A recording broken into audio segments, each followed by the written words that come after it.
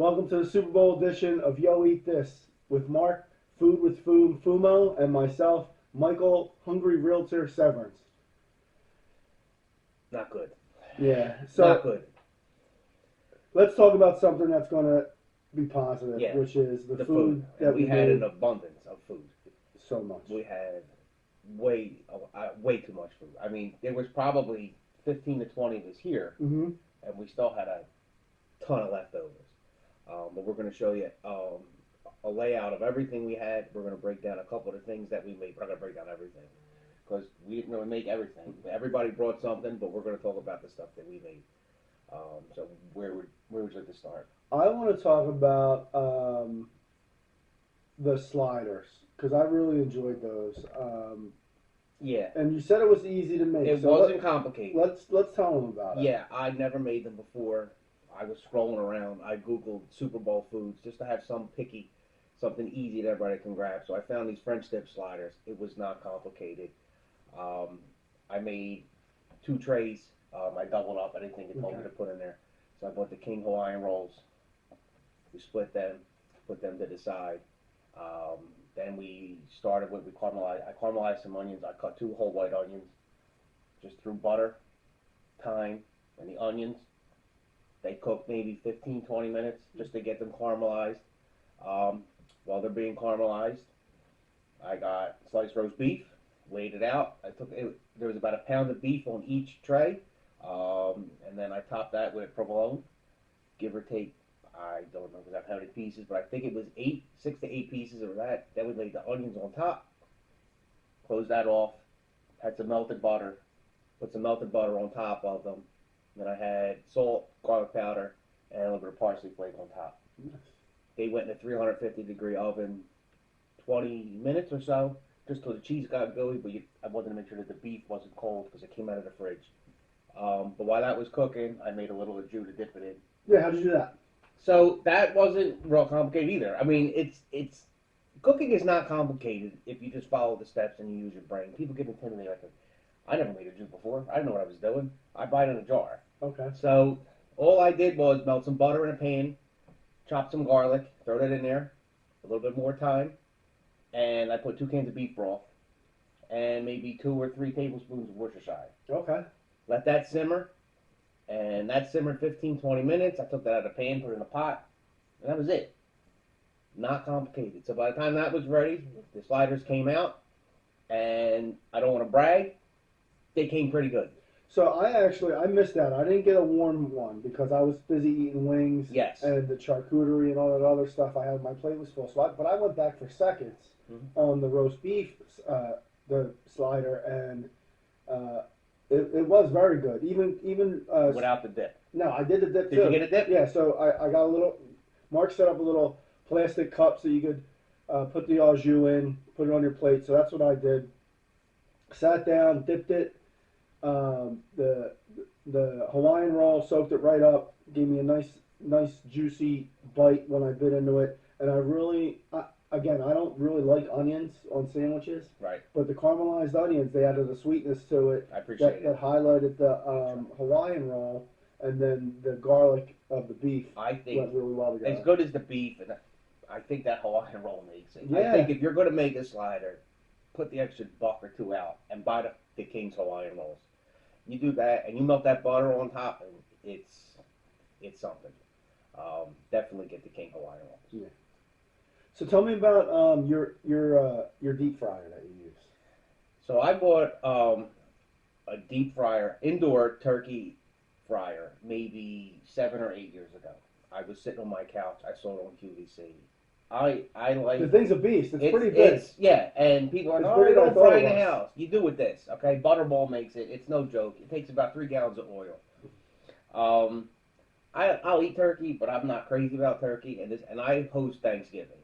So I told my wife, I says, you know what? I'm buying this thing. I think it was maybe $95, and it was on Easy Pay for so it was like $20 a month, and I bought it. So it takes 3 gallons. They say they prefer to use peanut oil. I had a friend here who has an allergy, and I really didn't want him to pass away during the Super Bowl. Poor chin. So I use canola. That's the only other oil I would suggest to use. I mean, I guess you could use vegetable, but they say It breaks down. and it gets very smoky in the house. Peanut oil, they say, burns the best, so it's the least amount of smoke. This isn't bad. It goes right near my back door on my counter, so the smoke goes right out the door. And it's awesome. And I won't eat turkey any other way.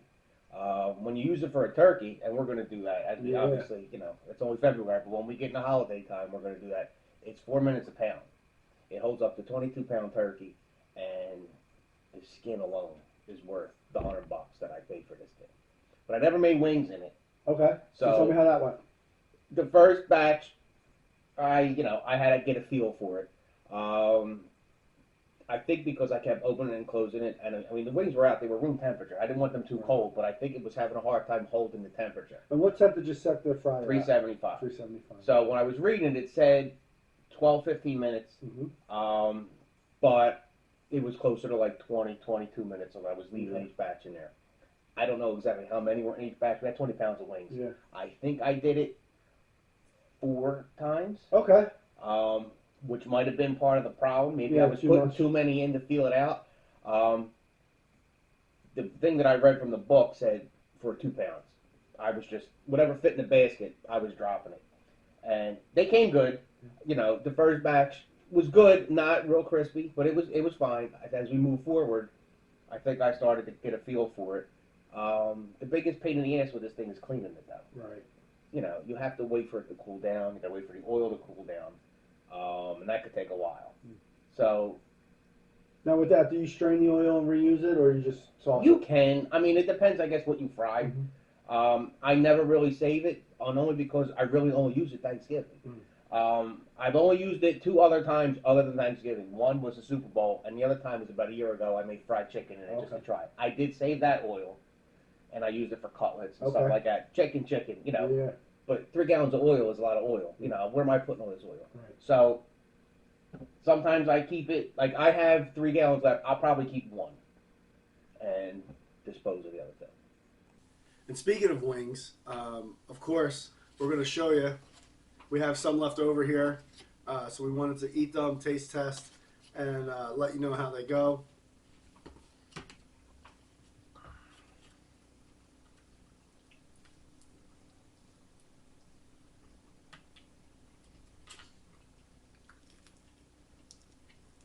Still good. What's the brand of hot sauce that you use? Stephen Ed's. Stephen Ed's? I don't know. It's only a ShopRite. Okay. But it's a good hot sauce. It is good. And it's spicy, but it's not ridiculous spicy. They do have an extra spicy one. But because of the kids and all the other people that were here, I didn't want to go that route. But you really go for a day old, too. Yeah, they still have some good crispiness. And we just reheated them in the toaster oven, right?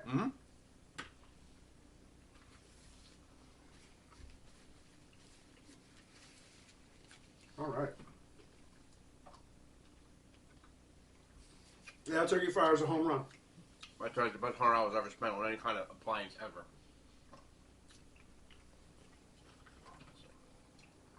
Okay, so we talked about the sliders, talked about the wings. Why don't we talk about the jalapenos you made? Okay.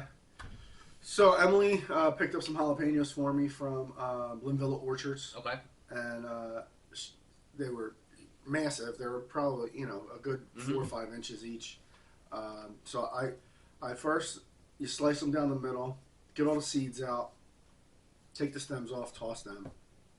And then I took cream cheese, cheddar cheese, and then we have this thing called street corn seasoning, which is like a Mexican spice that you're supposed to use on corn. Okay. But I like it on a lot of different things. So I put that in the cream cheese mixture, and I mixed that up till, and then I put some gloves on, and I take it and just slide it right up the crack of the pepper, right? And then you take that. After that, I did all that to all the peppers on the tray, and then I took a little bit of cheddar cheese just on the top, and then you wrap that with bacon and a toothpick. And then on top of the bacon, I got, we have this barbecue seasoning. Okay. I can't remember. Like a rub? Yeah, I can't remember the name of the brand name of it. But it's a Memphis barbecue seasoning It's really good on if you do like a dry rub for ribs. So I sprinkle that on the top on the bacon to give the bacon some flavor. And all of this would have been great if I would have made them the same way I made the first. This is only the second time I made them. The first time I put them directly on the grate of this little smoker I had because a pan wouldn't fit inside that smoker. Right. Well, now I got the monster smoker. So you put the pan in. I put the pan in. Doesn't give it the same. Well, I didn't check it either because I'm like, oh, okay, an hour in the smoker, they'll be done, right? Mm-hmm. I'm not lifting it up, looking at them or whatever. Now I go back and there's a pool of grease in the pan. All the bacon that the first time I made them dripped into the coals. Yeah. Now it's being held in the pan, and that grease expedited the cooking on the bottom of all the peppers, so all the bottoms of the peppers are burnt. Crazy. They were still good though. Yeah, that's the amazing part. Like they were still not edible, but they were very good. Some of them I chucked because there were some that were too bad. Because once I noticed they were in the grease, I took them off and put them directly on the grate. Okay. To kind of, I don't know, let them drain a little bit. Yeah. So I left them in the smoker a little bit longer too than they were supposed to be, but I had a couple of them. They were good. They were good. They weren't the best they could have been. Danielle actually really liked them. Chrissy liked them, but there were a couple that I had to toss because they were too burnt. It happens, But cooking sometimes, like we said, it's trial and error. Yeah. It happens. But I mean, we saved the majority of them. It's not as if you had to chuck the whole batch and start over. So, and they were good. They weren't too hot. No, that's the good thing about the cream cheese. Yeah, the cream cheese is a good balancer when it comes to the anything wrapped in bacon. It's obviously edible.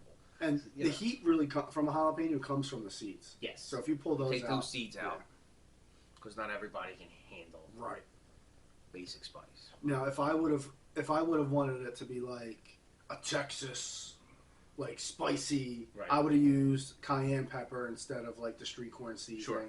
Give it a kick. Right, exactly. Little smoked paprika instead of the barbecue seasoning. But I think they came out pretty good. They were very good. And then we did also the issue, and I had another pan in the smoker as well. The kibasi and pineapple that we did. That was. So Emily does it. I don't know how she does it. She hit a home run with the kibasi and the pineapple. I don't know how to explain the flavor that this thing had, but sometimes she does it in the oven, and I was like, oh, let's put it in the smoker and give the pineapple like that little smoky taste. Yes. And that came through really well in the pineapple, and then the kielbasa, that's you just really slice it up and put it in the oven or wherever. But when you got a bite of the pineapple and the kielbasa, man, it just works. And she does a sauce. I don't know what the sauce is. It's obviously pineapple juice. I think she puts a little brown sugar in it to make it even sweeter, and coats everything with it. And it really came out great. And then she also did the caramel popcorn that we had. Yes. Which everybody enjoyed. How can you go wrong with homemade caramel popcorn? Yeah. And that bag stuff. The funny thing is, I don't know if I told you this yesterday, is the popcorn maker she got is like 1,000,000 years old. Okay. It's from her grandmother, and it's like the oldest popcorn maker I've ever seen. I was astounded that it even turned on and worked. Yeah. But it there's no drop thing. So you know how you have the popcorn maker, the thing that spins, right? Yeah. And then you put the plastic piece, and then there's like the cup on top that you pour the kernels in. Yeah. And it dumps in. This is all one solid piece. You have to take the top off. The first popcorn machine ever. Yeah. So she takes the top off and pours it in. She didn't turn it off first. Right. So she pours it in. Kernels all over. If only we would have had that. That would have been a nice touch, but she probably never would have let us put that. Oh no, never. She wasn't even letting me record her doing it because she knew. She was like, "This is my grandmother's. She's doing." I was like, "I know." She's like, "Why doesn't it have a cup?" And Michael's there. Like, why do you have to take the top off? Because now it's popping everywhere. And then there's still kernels popping in the bowl. Like it was really funny. Good stuff. And there was a couple other things that we had too, right? The charcuterie, and then you did. Our friend, his girlfriend made an abundance of Yeah, you'll see trays. the picture. Like it was God amazing. bless her. I She mean, labeled everything. Yeah, she brought a lot of stuff, and it was all very, very good. I mean, you know, you put supersized cheese and salami in front of me, I'm a happy guy. But she had these cheeses like goat cheeses. Like, I don't eat that stuff. She put like, honey on there. I eat provolone. Like Yeah. I don't eat that, but I'll try anything once. And we'll give her a shout out, Kristen. You did a good job with that stuff. We appreciate it. And then you did roasted peppers, right? Yeah. So, and it's a quick, easy way to make roasted peppers. I mean, you could sit there over a flame, and no, I didn't have time to do all that. I got 2 jar roasted peppers. I dump them in the strainer. I strain them out real good. I give it a little pat, and then I start ripping them into strips. You rip them into strips. You throw them to the side. Then once they're all ripped up, they're big, small, however you like them. I like my pepper a little meaty. Some people like the real thin strips, but whatever. So you dump that in the bowl, and then once they're all stripped, you dump back in the strainer. You give it another strain, pat them down again, and they go back to the bowl. And then it's seasoning, and it's just salt, pepper, garlic powder. I go a little heavy with garlic powder and parsley flakes, and I go very heavy with the parsley flake. I think it makes it look pretty. I think it helps sop up some of the oil, because on top of all that, I drizzle olive oil. And I mix it by hand, and that's it. Cool. You know, you're talking 10, 12 minutes. And it adds a nice color to the table, too. It does. It's the parsley, the red and the green, it's pretty. Not because I'm Italian, but just in general, because it's pretty. It looks nice. We put that on top of roast pork. Oh, yeah, tell me about this pork. So the pork, there's no skill in anything that I did with this roast pork. You can go to your butcher. I asked for a seasoned roast pork. I got up at 6 o'clock yesterday morning. I threw it in a crock pot. I add 2 cups of water, and I walk away. 8 hours later, you put it 8 hours on low, and it shreds like you couldn't imagine. And that's it. Wow. So that's something you could do, like, before you even leave for work. Yes. You know, I had 2 crock pots going. We had 8 pounds. You can only fit so big into a crock pot. And I didn't want to cram it in there because then I was afraid it wouldn't cook right. Right. So I had 2 of them. They're about 4.5 pounds a piece. And then it just shreds. It just shreds. Nice. And that's pretty much it. Cool. So do you want to talk about the game at all? Or are we just too depressed? No, we could talk about the game because I have feelings that might not be popular. Going into this game, everybody assumed we were going to dominate the line of scrimmage. And we didn't. It was the other way around. They blitzed us a lot. And I think Hurts had a hard time picking that up. And their game plan was to keep him from taking off. He had his runs. There wasn't many of them. And I don't want to take nothing away from the kid. The kid threw for 300 yards. The fumble was terrible. And that's a big part of the game. But they lost this game at the line of scrimmage. And Spagnuolo had 2 weeks to prepare for this kid. And this is the outcome that happens. Yeah, and I think that Shane Steichen and Jonathan Gannon, they may have been a little bit preoccupied with the news that was coming out on Friday and Saturday, that they're both getting hired Monday morning. You know, one's going... Yeah, exactly. You know. One's going to the Colts. I think that's pretty much a done deal. And then the Cardinals are still trying to decide whether or not they're going to go with Gannon or the Bengals DC. And if you watched that game yesterday, I don't see how you can go with Gannon. Because he didn't make any adjustments. They did the same exact thing in the first quarter, and it worked. And then at halftime, Andy and Eric Bieniemy made some adjustments to what they were doing, and there were no adjustments on the other side of the ball. This team led the league in sacks, okay? Yeah. And they barely sniffed this kid. Yeah. And listen, Mahomes is Mahomes, and there's nobody in the league that's close to him. I don't care what anybody says. He is clear-cut the number one, and he's not going anywhere. But yeah, he signed a 10-year contract a couple of years ago. He's 26, I think, or 27, and he's in his 4th Super Bowl. Is this his 4th one or 3rd one? Third one. This is his 3rd Super Bowl, and he won 2 of them. So it's nothing to get. And I have a hard time. I can't not like him. Right. You know, 5 years ago, we lose to New England, I would have been sick to my stomach. But I'm pissed off today. But no, he's the best in the league, and nothing against Hurts. He had a great year, but they had a season where they dominated pretty much everybody they played. And outside, I think, the Colts game. That was the only game that... They never had a comeback. Yeah. But and you it's the can't. Colts. But you can't take a 10-point lead into the second half, and then score 3 points for a quarter and a half. Right. Especially if you're supposed to be this dominant run game team. They could not run the ball. They took the run away at all. You know, our offensive line, I still think was the best in the league, and it had one of its worst games of the season. You know, Hurts ran for 3 touchdowns. They were all within the 2-yard line. And the fumble. That was a deciding factor. It was. Right? You know, it happened early. It wasn't like it was in the. It can't happen. I mean, you can huff and puff about that call at the end of the game, and it was a bullshit call.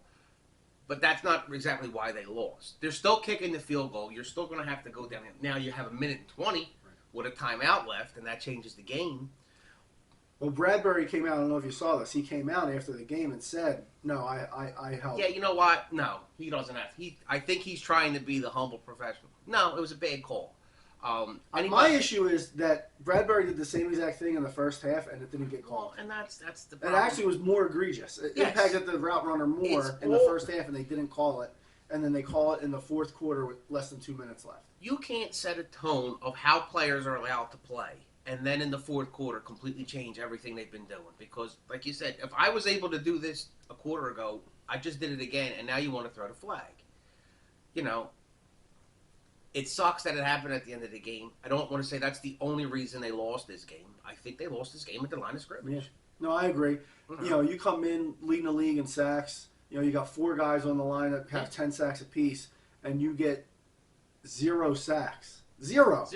They didn't blitz once the entire game. No. It was terrible game planning, I think. And they even had Vic Fangio come in for 2 weeks to help Gannon with the game plan. They signed him with a special 2-week contract before he goes to Miami today to be their defensive coordinator. You know, whatever. Like, what was going on? Whatever they did in the first half, it worked. You know, you got a 10-point lead. You have to make a stop. They made no stops in the second half, and the defense was bad in the second half. But your offense wasn't exactly good in the second half. You know, they scored late. Listen, I don't know. Somebody blew coverage that Devonta Smith ran down the field that easily. Because if that play doesn't happen, I don't know if they score. Yeah, I think that corner thought he had safety help. He did, because that's the one where he went in with the slot guy. Yep. And, you know, but again, Hurts got them down. They tied the game.